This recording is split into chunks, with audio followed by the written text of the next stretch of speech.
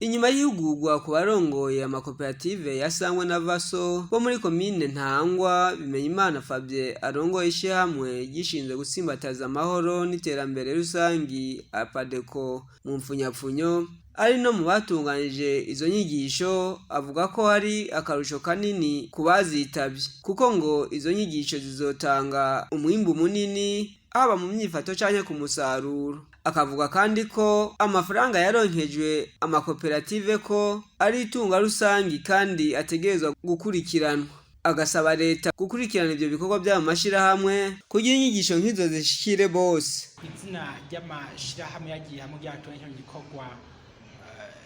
cyo gutanga inyigisho ku makoperative agize koperative Sangwe ari muri komine Ntahangwa hamwe na Club Vaso ari makatiye yose agize komine Ntahangwa.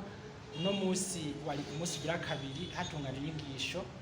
zijanye no kubereka ibikwiye gukorwa mu ntumbero kugira ngo batunganye amakoperative yabo neza gusumba bivanye koperative imwe yose n'ivyo isanzwe ikoreramo. Tugaje kuraba kuva ku musi wejo abahinga baje batanga ivyigwa gushika no musi turabona yuko bagiye bagifise inyota yo kwiga ibindi byinshi kuko turebye umwanya twakoresha n'abahinga bakoresha biragaragara yuko hariho ivyo bagikeneye kwiga, kandi basavye bashimitse yuko bikunze uburongozi bwa komine Ntahangwa gusa gutunganya izindi nyigisho nk'izi byayivuye ku mashirahamwe ayacanye bikoze no kwandi bahinga kuko basanze bagize kuraba umwimbu bafise n'ubumenyi bw'ivyo basanze bafise hariho inyungu cyane bigiye kugira akamaro zino nyigisho twabaronkeje. Tukizera rero yuko dufatiye kuko baje bameze nuko no musi batashe bameze hariho ihinduka rinini haba muko bonyine ubwabo nk'abarongozi bagiye kwifata cyo kimwe nuko aba bavukanyi amakoperative hagati yabo bagiye kwitunganya mu bijanye no gukora ibikorwa, ukubikurikirana hamwe no kurabira hamwe umusaruro hagati y'abagize koperative zabo. Ku nzego zose baramaze gusigurirwa gushika saha yuko ari amafaranga miliyoni 10 bahabwa kuri buri koperative, ntabwo ari ngabire, ntabwo ari amafaranga bahaye bajya abantu batanu barongoye koperative. Ivyo no mu nyigisho twatanze ngaha twabasiguriye neza yuko ajya amafaranga ari amafaranga y'itunga rusangi bwa mbere kujya koperative ubwabo, ariko akacaba n'itunga rusangi kubene igihugu bakikuje aho hantu babasanzwe bari, kuko biragaragaza yuko iyi koperative ikoze neza ikagwiza umusaruro, abari muri koperative batera imbere, hakabaho kandi n'abagiye bari kikuje uko nyamba ari nk'abarimyi bararima bakaronka ivyo bafungura, mu nyuma bakaca baronka n'umusesekara batwara mu isoko, kaca usanga ibigugwa ibirya bidandazwa vya biri ku isoko igiciro cakorotse kubera ko umwimbu waharari mwinshi. Twebwe ku izina ry'amashirahamwe atunganya zino nyigisho turasaba ubwa mbere nivyo hariho ivyo twe dukora, hari ivyo dushoboye, ariko hayo naho tugera tukagira intambamyi. Rero nk'izi nyigisho dukwiye kuzitunganya nk'ikiringo c'indwi yose, ariko kubera uburyo ntibidukunda gushaka gutunganya inyigisho zikwiye mu buryo bubereye. Turasaba rero leta duhereye ku bushikiranganje bw'intwaro hagati, ubushikiranganje busanzwe bufise ugwaruka mu nshingano zago, kuraba yuko boshigikira ibikorwa by'amashirahamwe kugira ngo dushe kwigisha benshi bashoboka. Abana twahere muri komine Ntahangwa, hari ni makomine agize igisagara ca Bujumbura n'abakene ku nkazino nyigisho, hari n'andi makomine agize mu ntara zitandukanye z'igihugu c'u Burundi. Birakeneye ko izi nyigisho hose zishikayo kuko twabonye ko ari ingirakamaro, kandi hamwe bozironswa turabona neza yuko umwimbu aho ugeze no musi wo kwigwiza n'incuro nka 3, 4, 5 bivanye nuko baba bagiye gushira mu ngiro twazironkeje.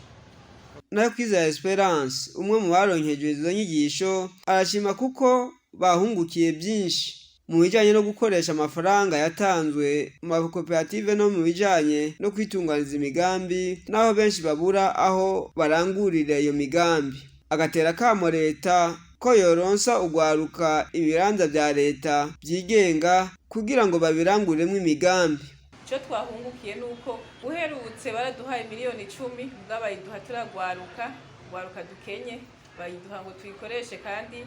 natwe atabuzi dusanzwe dufise, bisigura ko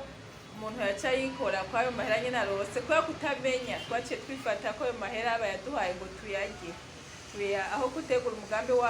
kuyakoresha tukaca tuja ngaho tukayagabura muri quartier yacu ugasanga ntidushoboye kuyakoresha ivyo twategerezwa kuyakoresha aho kuno munsi